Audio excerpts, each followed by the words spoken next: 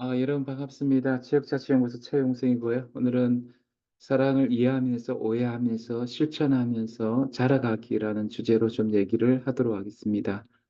어, 어, 그 오늘 제가 얘기하고 싶은 것은 우리가 사랑을 이해하면서 또 오해하면서 또 실천하면서 너무나 힘들게 느끼면서 또 실천을 배워가면서 우리가 어떻게 자라갈 것인가 대해서 좀 얘기를 하도록 하겠습니다. 일단 그 롤랑 바르트라는 그 문학 비평가는 사랑을 말하는 것이 쉽지 않다고 얘기합니다. 우리는 언제나 사랑하는 것에 대해서 말하는 데 실패한다 이렇게 얘기합니다. 그래서 사실은 그러나 우리는 사랑에서 얘기했죠. 신학적으로, 철학적으로, 윤리적으로 또 규범적으로, 사회학적으로, 심리학적으로, 생물학적으로, 최근에 쓰는 정치 경제학적인 차원에서 사랑을 이렇게 많이 얘기하는데 이게 어떤 사랑에 대해서 맞는 말을 하는 경우도 있지만 또 약간은 또 실패하는 그런 차원이 있지 않느냐 그렇게 생각합니다. 그래서 우리가 사랑의 관행들이나 현상들을 기납적으로 추론하거나 인간관계로 도출하는 것만으로는 또 사랑을 이해하는 게 좀 힘들겠죠. 그러니까 정치 경제학 분석 자체가 완전히 사랑을 이해하는 건 아니죠. 또 최근에 심리학에서는 사랑을 번식과 생존 본능 차원으로 이렇게 설명하는데 약간 뭔가 환원이고 신화한 차원이 있다는 거예요. 또 신경생물학에서는 호르몬을 가지고 이제 도파민, 페닐에틸아민, 옥시토신, 엔도르핀 등을 가지고 설명하는데 이 생물학적 한원주의 차원이 있죠. 뭐 유효 기간이 뭐 1년 8개월이다. 호르몬 분비량으로 어떤 이런 설명하는 것들도 약간 이제 제한적인 설명이고 20세기 후반에 뇌과학이 인간의 마음과 감정을 과학의 영역으로 끌어들였지만 뇌과학은 사랑에 서 또 너무 피상적이고 신화의 또 차원이 있는 것 같고 정신분석학은 좀 입증되지 않는데도 세상 일을 전부 성욕이나 무의식으로 설명하는 비판을 받는데 정신분석 다루는 사랑이라는 대상은 여전히 검증 가능하지 않고 객관적으로 설명하기 어려운 게 많죠. 그래서 이제 우리가 이제 그렇지만 또 사랑에 대해서 얘기할 때 최근에는 몰트만이나 tilly 같은 굉장히 신학자들의 사랑에도 우리가 좀 참고할 필요가 있다고 생각합니다. 근데 오늘은 제가 키르케고르의 사랑을 조금 깊이 좀 다뤄보려고 하고요. 물론 그 외에도 다루지만, 근데 키르케고르 같은 경우는 사회적 역사적인 급변과 변동구조, 위기적 사랑에 대해서는 한계가 있기 때문에, 즉, 어떤 시공간적 사랑이 어떻게 변동해 오면서 사랑의 위기가 있느냐, 이런 것들은 잘 모르기 때문에, 또 문학이나 영화 등의 어떤 예술을 통해서 사랑을 시공간적 그 사랑 체험의 변동 구조를 함께 보면서 좀 얘기 하도록 하고요. 영양사는 또 사실은 기독교적 영양사를 보면서 종교적 선의의 가운데서 우리가 좀 보도록 하겠습니다. 우리가 19세기에 이르러 울리백은 낭만 사랑은 실행 종교였다 이렇게 하는데요.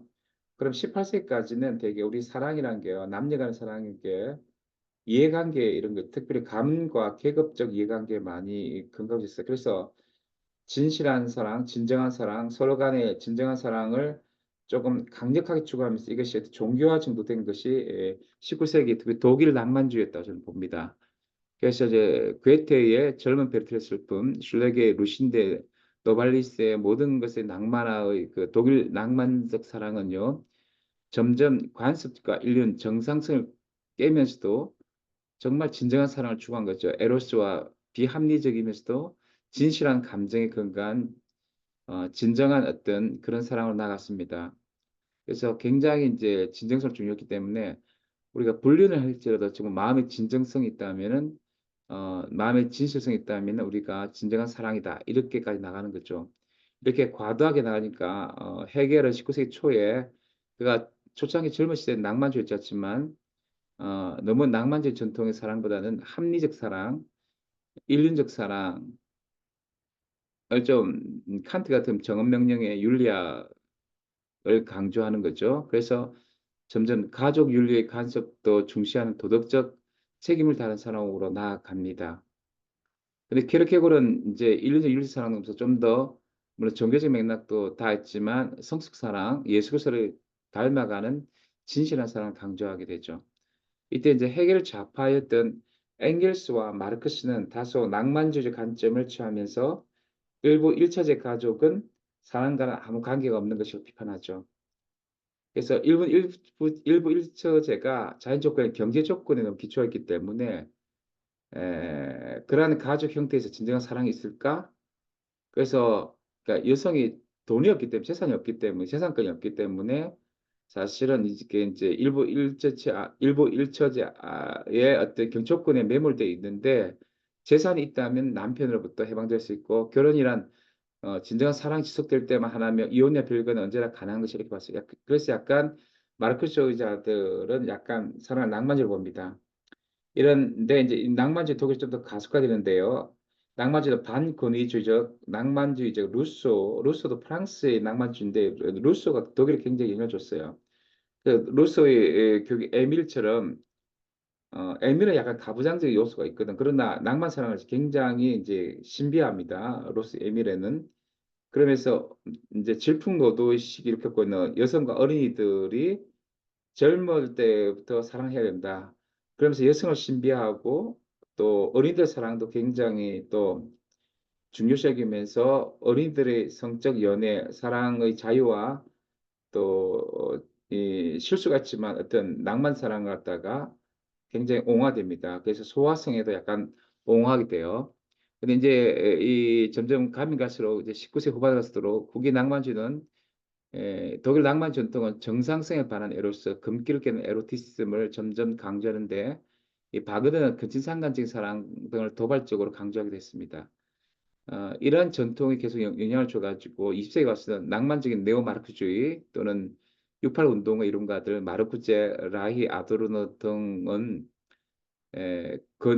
권위주의적 인격, 파심 인격을 막기 위해서도 반권위주의적 욕망 해방, 성해방론을 강조하게 됐습니다. 이게 무슨 말이냐면은 아도르노 호르카이머가 이제 그 히틀러 체제에서 히틀러만 문제가 아니고 강한 아버지에 너무 예속되는 그런 그 어떤 그 파시즘 인격이 있다.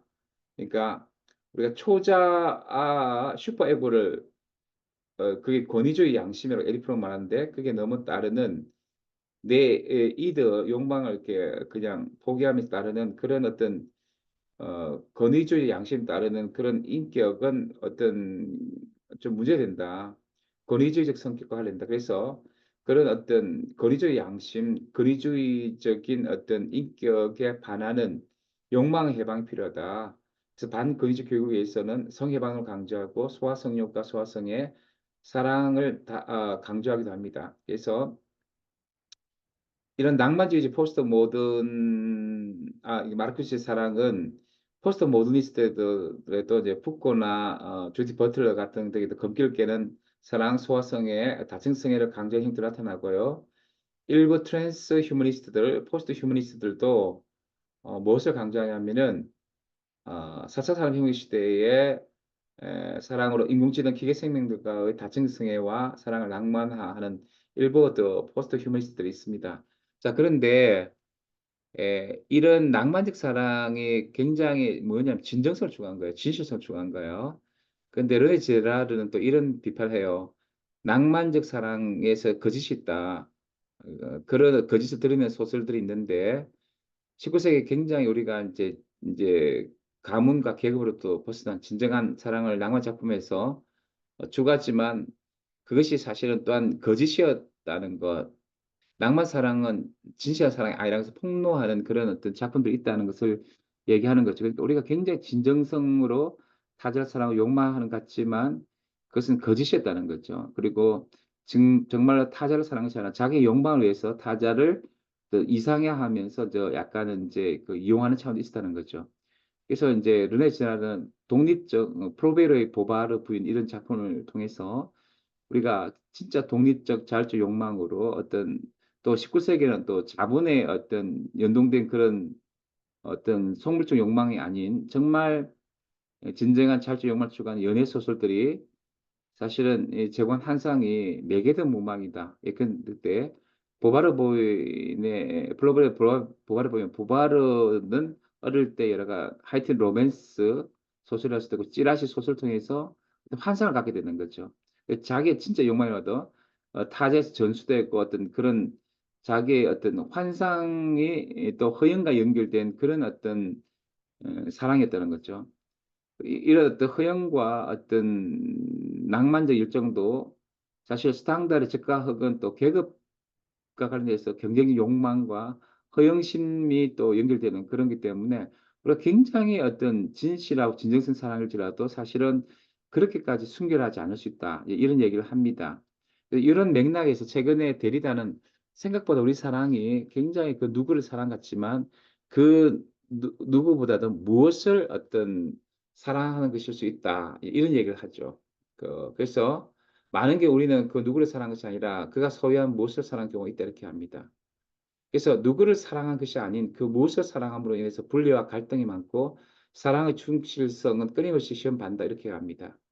그래서 그 이제 이것을 또 라칸과 레비나스와 비교해서 얘기하면은 그 사람 자체가 아니라 그 사람이 무엇을 갈망하는 사랑은 사랑이라기보다는 차라리 존재로서 결핍에 따른 욕망이라 할 수 있다는 거죠. 락강식으로 얘기하면은. 그러니까 우리가 그 사람을 사랑하지만 그 사람이 무엇을 갈망한다는 것은 일종 욕망이라는 거죠. 근데 그 욕망은 마치 성경에 보면은 그 사마리아 여인이 어떤 남자를 갈망하는데 그 남자 자체가 아니고 그 남자의 모습을 갈망하는데 그걸 채워주지 못하니까 또 다른 남자의 모습을 갈망하고 또 갈망하고 했는데 다섯 남자를 만났는데 계속 그 욕망을 채우지 못하고 미끄러져 가지고 사실은 어, 그 존재론적 그 결핍한 욕망은 채우지 않는 거죠. 그 사마리아 여인의 그 비유 그 얘기에서는 결국 그, 그, 그 대상, 어떤 남자도 그 사실은 그 사람을 만족시킬 수 없는 거예요. 사마리아 여인을. 그래서 그 이제 그 요한복음 4장의 사마리아 여인 비유에서는 하나님만이 어떤 샘물로서 그 사랑을 채워줄 수 있다 이런 얘기를 하는 거죠. 사실은 우리가 그래서 아주 많은 경우에 락강 이런 우리가 그 누구를 사랑해 그 무엇을 사랑하고 그 무엇을 갈망하는데 그 무엇이 계속 미끄러져 나가면서 우리는 그 대상은 또 그 무엇을 채워주지 못하고 그래서 그 어떤 갈등이 있고 그 사마리아 여인의 비유에서는 이제 그 예수님만이 그 갈망을 채워주는 그런 얘기를 듣는데 사실 그런 이제 사랑의 어떤 슬픔을 또 얘기하죠. 근데 레비나스는 사랑을 이끄는 것은 상대방의 어떤 무엇이 아니라 상대방의 타자성이란 말을 강조하죠. 음, 그 같음이 다름을 흡수해 버리지 않는 타자성을 보존한 사랑의 관계 맺기를 강조하죠. 예를 들어서 이제 예수님이 사마리아 여인을 만났을 때 사실은 이제 바리새인들은 그 어떤 사마리아 여인들의 어떤 그 불결한 지역이죠.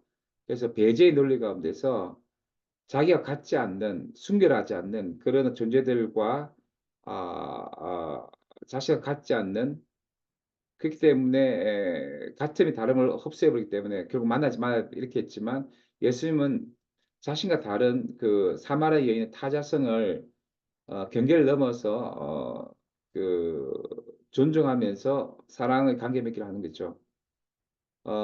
그래서 이 예수님의 사랑을 위해서는 우리가 하나님 은혜와 사랑의 성숙이 필요합니다. 예수님처럼 굉장히 성숙이 필요한 거죠. 그래서 그런데 이제 정말 예수님처럼 이렇게 타자를 환대하고 타자 그 자체에서 진정한 사랑하는 그런 사랑은 쉽지 않다는 거죠. 예를 들어서 우리가 19세기에 이제 영국에서도 낭만 사랑 강조되는데 오만과 편견에 보면은 물론 가문과 계급을 구졌지만 돈의 논리가 사랑을 식민하는 것을 보게 됩니다. 그래서 순수한 영혼의 만남은 타자를 사랑은 쉽지 않고 어떤 경제력 등에서 굉장히 이제 왜곡되고 식민된다는 거죠.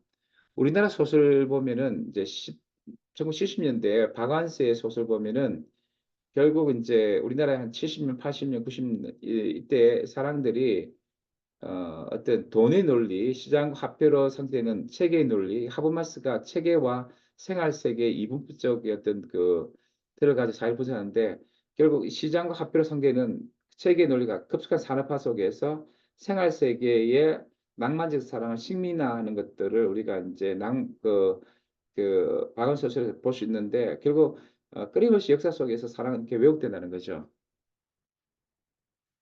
그리고 이제 90년대 가면 IMF 때는 우리나라 남성들이 돈을 많이 잃어버렸죠. 언제?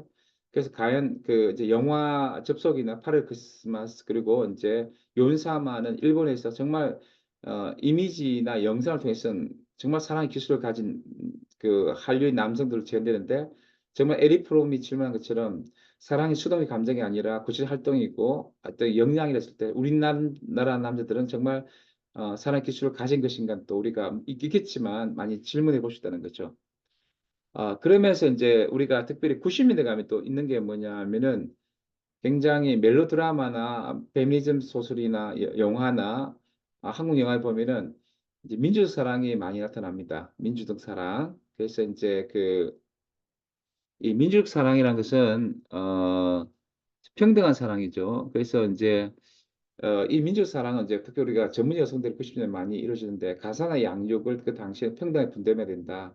물론 남자들은 또 시어머니들은 여자가 다 해야지만 그 갈등 관계 속에서 길리도 그랬지만 진정한 사랑은 민족 사랑이었는데 그것은 이제 어떤 무조건 헌신하고 무조건 어떤 그냥 희생하는 배려가 아니고 폭력이 없고 정의로운 평등한 진정한 관계성을 요구한다는데 그래서 사청에서 민주주의를 달성하는 그런 민주사랑을 이제 길리건도 강조하고 기든스 강조했는데 최근에 와서는 단지 사청 영역에서는 남자 여자가 그 가사나 양육을 평등하게 하는 게 아니라 지역사회가 충분한 돌봄을 줘서 보육권을 인정해주고 그래서 진정한 어떤 여성들이 어떤 경력 단절 없이 이렇게 또 뭐 육아휴직 등을 통해서 충실하게 어떤 보살핌을 제공하고 또 받는 것 자체가 또 민주사랑이라고도 보는 경우가 있지만 이것이 90년 이후로 그렇게 완전하게 또 실현된 것이 아닙니다. 그래서 저는 이제 이 사랑이라는 게 역사를 통해서 봤을 때 지금까지 온전하게 실현되지 아니한 측면이 있다는 거죠. 그래서 우리가 사랑을 굉장히 우리가 이제 알아가고 실천해 가는데 일단 아우구스티스가 말하는 그 사랑을 강조하고 싶어요. 아우구스티스는 우리가 하나님만을 카리타스할 때 사랑할 때 그분 은혜에 반응해서 우리는 진정한 욕망과 또 사랑의 질서, 영혼의 질서를 가지고 진정한 사랑 가운데 간다 하는데 그래서 우리가 그 하나님 사랑은 중요하다. 그럴 때 이웃을 사랑 충만한 사랑 가운데 나간다 했는데 물론 이제 좀 그런 차원도 있는데 저는 조금 여기에 하나님 사랑의 어떤 이웃에 대한 더 충실한 사랑에 가기 위해서는 한나 렌트나 그 보네포의 그 세계 사랑과 세계 책임진 사랑을 좀 얘기하고 싶습니다. 그 한나 렌트는 저 박사학위 논문에서 아우구스티누스의 사랑이 하나님의 사랑이 사실은 그냥 나이브하게 이웃사랑 완전히 이어지는 게 아니다.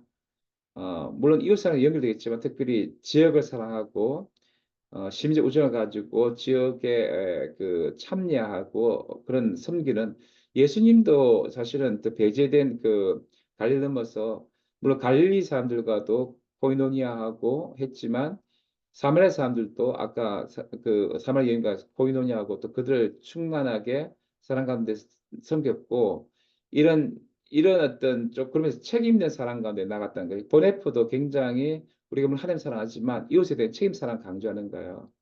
그래서 저는 아우구스티누스의 사랑이 좀 더 완전하기 위해서는 그것이 이웃 사랑의 의미가 좀 더 완전하기 위해서는 저는 조금 우리가 한나 아렌트나 보네포의 세계 사랑, 세계 책임진 사랑 그 사랑을 좀 더 강조하고 싶습니다. 그렇게 할 때 우리는 좀 이 세계 지역과 코이노니아하고 사실은 또 섬기는 이 섬기는 저는 한나 렌트나 어, 보네프는 약간 정치 사랑의 차원에서 강조하기 때문에 그런 사람과도 더 살아갈 수 있다고 생각합니다. 또는 우리가 케르케가 말하는 미적 실존, 낭만주에서 강조하는 미적 실존과 윤리 실존을 넘어서 우리가 좀 더 성숙한 신앙 실존 나아갈 때 우리는 단독자로서 어떤 개념적인 사랑을 이루면서 충만 실존적으로 정말 주님 사랑 이루고 진정 이웃 사랑의 길로 가지 않을까 생각합니다.